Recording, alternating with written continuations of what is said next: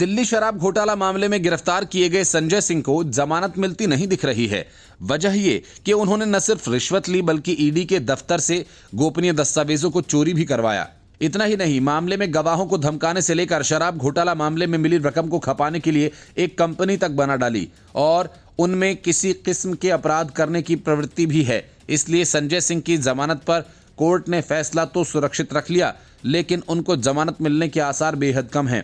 संजय सिंह ने दिल्ली आबकारी नीति घोटाला से संबंधित धन शोधन मामले में हाईकोर्ट से जमानत की मांग की। न्यायमूर्ति स्वर्णकांता शर्मा की पीठ ने संजय सिंह और ईडी के वकीलों की दलीलें सुनी। संजय सिंह ने इस आधार पर जमानत मांगी कि वह पिछले 3 महीने से हिरासत में हैं। इस अपराध में उनकी कोई भूमिका नहीं बताई गई है। जांच एजेंसी ने जमानत याचिका का विरोध करते हुए दलील दी कि संजय सिंह वर्ष 2021-22 की नीति अवधि से संबंधित दिल्ली शराब घोटाला से उत्पन्न अपराध की आय को प्राप्त करने, रखने, छुपाने, फैलाने में उपयोग करने में शामिल थे। ईडी का प्रतिनिधित्व कर रहे अतिरिक्त सॉलिसिटर जनरल एसबी राजू ने दलील दी कि गवाहों को जांच एजेंसी को सच न बताने के लिए धमकाया जा रहा है। ये एक और कारण है सिंह को जमानत पर रिहा नहीं किया जाना चाहिए। उन्होंने दलील दी कि संजय सिंह में फिर से इसी तरह का अपराध करने की प्रवृत्ति है। उनकी ईडी कार्यालय में भी पहुंच थी क्योंकि वह कुछ दस्तावेज हासिल करने में कामयाब रहे थे जो ईडी कार्यालय में थे और सार्वजनिक डोमेन में नहीं थे।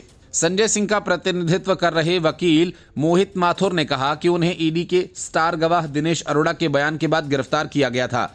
बचाव पक्ष ने कहा कि उन्हें धन शोधन मामले में आरोपी नहीं बनाया जा सकता क्योंकि सीबीआई की मुख्य प्राथमिकी में उनका नाम नहीं था। ईडी द्वारा 4 अक्टूबर 2023 को गिरफ्तार किए गए राज्यसभा सदस्य ने विशेष अदालत के 22 दिसंबर 2023 के आदेश को चुनौती दी, जिसके द्वारा धन शोधन मामले में उनकी जमानत याचिका खारिज कर दी गई थी।